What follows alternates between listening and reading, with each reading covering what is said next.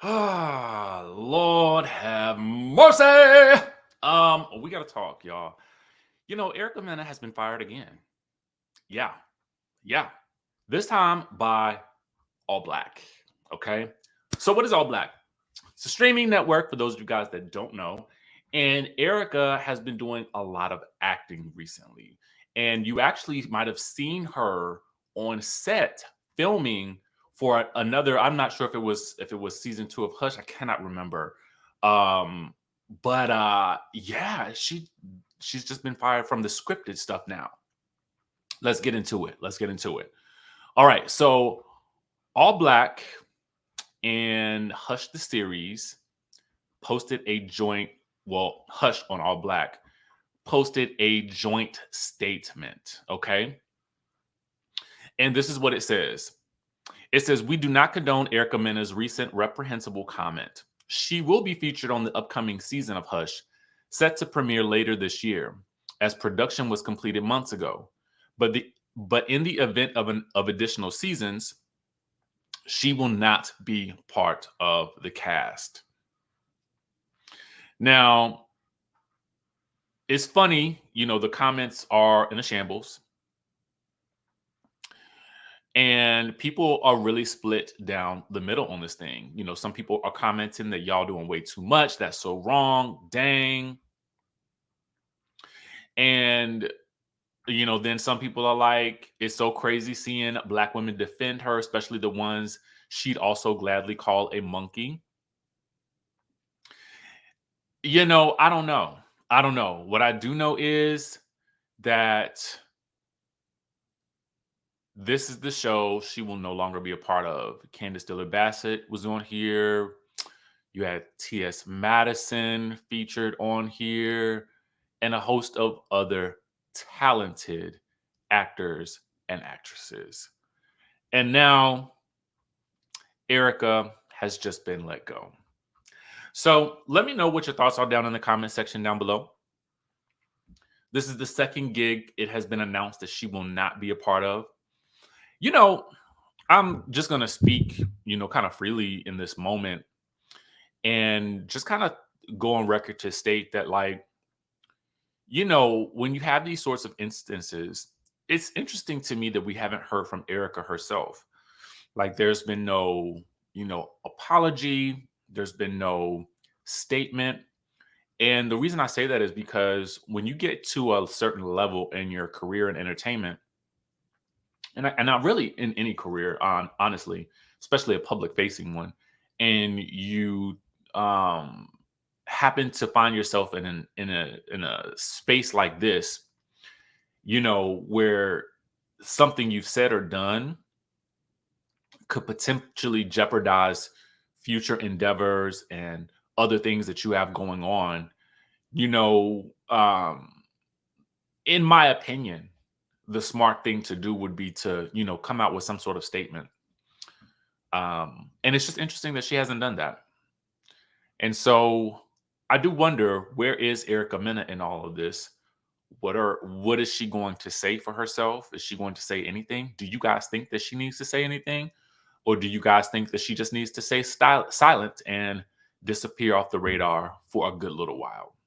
Let me know your thoughts down in the comment section down below. All right. So now that we've talked about that, we got to talk about some more exposing. Oh, yes.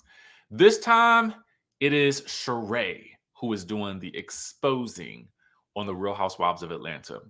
Before we get into that, I'm just going to give you guys the spoiler alert. All right. For those of you guys who are new here, some people don't like to be spoiled. Some people like to just find out the information when they see it on the screen. I do not blame you for that. We here on this channel, we like to speculate. We like a little bit of conjecture. It's all part of the fun. And remember, as we're doing this, have fun with it. Okay.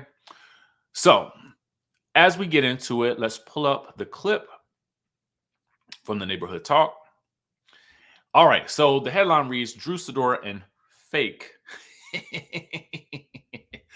cousin Courtney continue to face off on part 2 of the Real Housewives reunion, Real Housewives of Atlanta reunion, alleged text between Drew and Ty are brought up. All right, so let's break it all down. Let's break it on down. You need to bring it on down. Snaps to you if you know where that's from. So Courtney and Drew are continuing to argue about, Courtney bringing up Drew's son. And the argument it continues to just spiral with Kenya trying to tell Courtney that it was wrong to bring up, Drew's son. And, Drew is adamant that Courtney didn't know that the cameras were rolling, but Courtney is adamant that she did. And she said it multiple times and she meant what she said. And Sonya even has to chime in and be like, yo, kids should be off limits. I agree. I definitely agree. So at that point,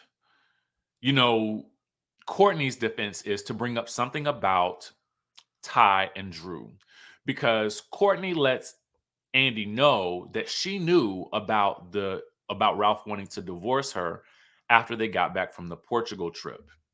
So she was privy to this knowledge, which is interesting to me because it's really interesting. It's really, really interesting. I think Courtney stated that she was invited by Ralph to his birthday party that I guess Drew threw for him, that Ty was also in attendance at, but she chose not to go because she wasn't in a good space with Drew. Interesting stuff. So, as the details continue to unfold, Sheree then reveals that she had some information dropped off to her house. Now, what is this information, you might ask? Well, it's a manila envelope. Yes, a mysterious manila envelope has been dropped off to Sheree's house. And in the middle of the night, in the heat of the night, a mysterious envelope magically appears. Oh, yes. And the girls are like, well, how did this person get through the gate to give you? You don't know who it was? She don't know who it was that dropped off this mysterious package, but it was somebody that knows where she lives. It was somebody that was able to get through the gates. I wonder who it was. Andy Blake flat out asked, was it you, cousin Courtney? Did you drop off these mysterious text messages inside this manila envelope? It's all very, it's giving much clue. You know what I'm saying? Like, who did it? You know what I'm saying? So she pulls out, she don't know who delivered them. No, don't know. No. She don't know. She does stutter a little bit. So take that for what you will, okay? But what we do know is these are alleged texts between Ty and Drew. Now, Andy reads the text messages. He does not read them out loud. Now, I have to also put in the alleged badge here because they're alleged texts between Ty and Drew. If I said Ralph earlier, please forgive me. I meant Ty and Drew. These are what are believed to be intimate texts, right? Now, Andy doesn't go into the details of the text, but the texts are passed around. Kenya doesn't seem to think that there's anything too revealing about them, like that would reveal stuff about their relationship. But Candy's like, girl, do we text like this? And Kenya's like, oh, I didn't see that page. Okay. So Drew is asked flat out, are these text messages between her and Drew? Because even Andy's like, listen, without, we don't know, because people can doctor anything these days. And given the fact that Sheree doesn't even know who left these on her front doorstep in the middle of the night, I'm adding in the middle of the night because it just doesn't it seem like this would have happened in the middle of the night? Watch the scene. It's in the description, in the link in the description down below. And then tell me, doesn't it seem like all of this was happening in the heat of the night? Okay. I'm just saying. So anyway, y'all know how to put a little stank on it. Anyway, because I can't believe that somebody would have dropped them off in the middle of the broad daylight and Sheree wouldn't have known who it was. I mean, did they ring the doorbell, or did she just open up her door and find them mysteriously there? You know what I'm saying? Did they slide it under the door? How did they? How would it take? I need to know all the details. How did she stumble upon these? Did she trip over them as she was leaving her house one day? Like, did she get a mysterious phone? Sheree, go check your front door. There's a manila envelope there waiting for you. And I need you to take it to the reunion. Yes, do this. Do this for me. No, I will not reveal to you my identity. Like, did it happen like that? That's what I want to know. Okay, because I don't understand none of this, right? Because if I open the front door and I find somebody to put a manila envelope out there, you know what I don't even know if I'm gonna open it because I be reading, that whole thing with that whole Carly situation. She said she saw the baby on the side of the road allegedly. That puts something up in me, and I don't touch strange things these days because you don't know what people be putting on things nowadays, and then you fall out somewhere. You know what I'm saying? You fall out at your front door, then they come running up into your house. No, no, no, no, no. Okay. I mean, maybe it was mailed to her. Maybe it looked like a mailing. I don't see no mailing address. So a blank envelope. I don't know, man. I don't know about it. I might have had to call the police. I don't know. Anyway, y'all let me know what y'all would do.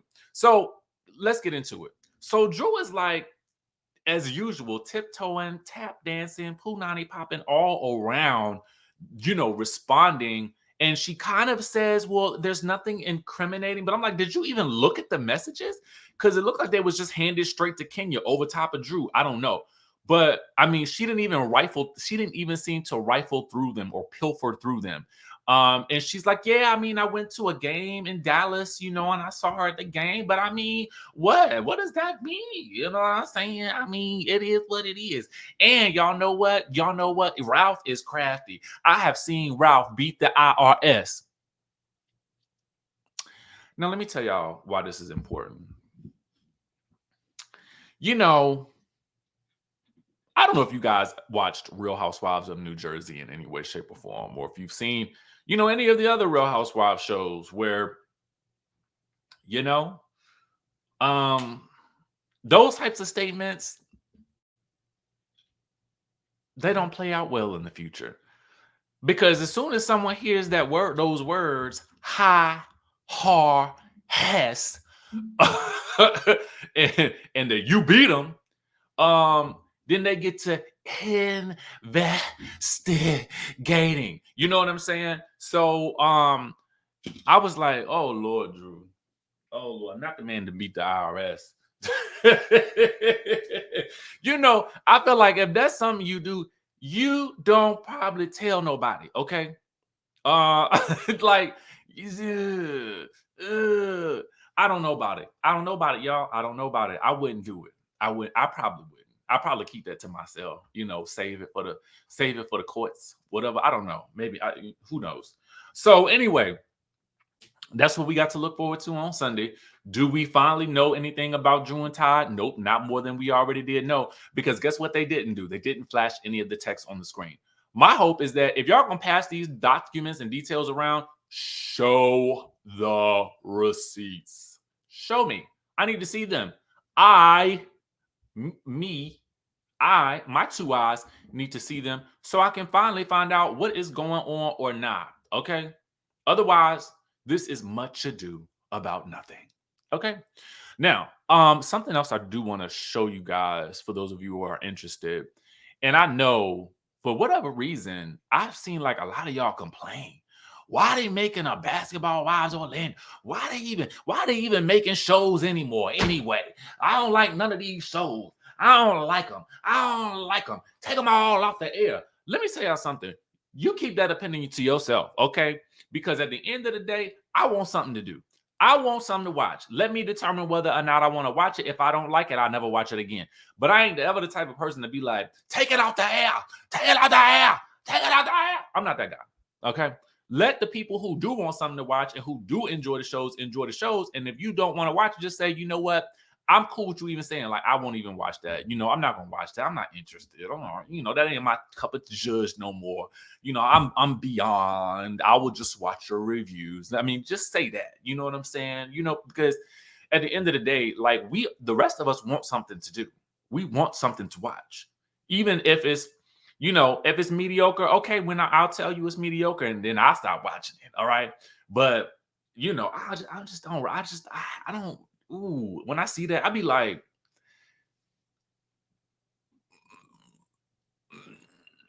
I want to have something to talk about. Okay. So anyway, Basketball Wives. Now, Everything Housewives has done a great job of putting together a nice little montage of all of the ladies who are going to be on the show. Okay. So again, if you click on it, you can actually see the names of the ladies involved and you can actually go to their Instagram pages. I will not be doing that in this particular video, but I did want to point you to where you can find, for those who are interested, where you can find some of the ladies who are going to be appearing on the show. Okay.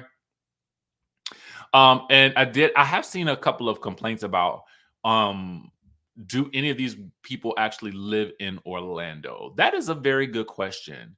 And I'm wondering if they're going to explain it in the same way that they kind of do with Basketball Wives LA, in that, these are people who are just kind of flown in for whatever reason.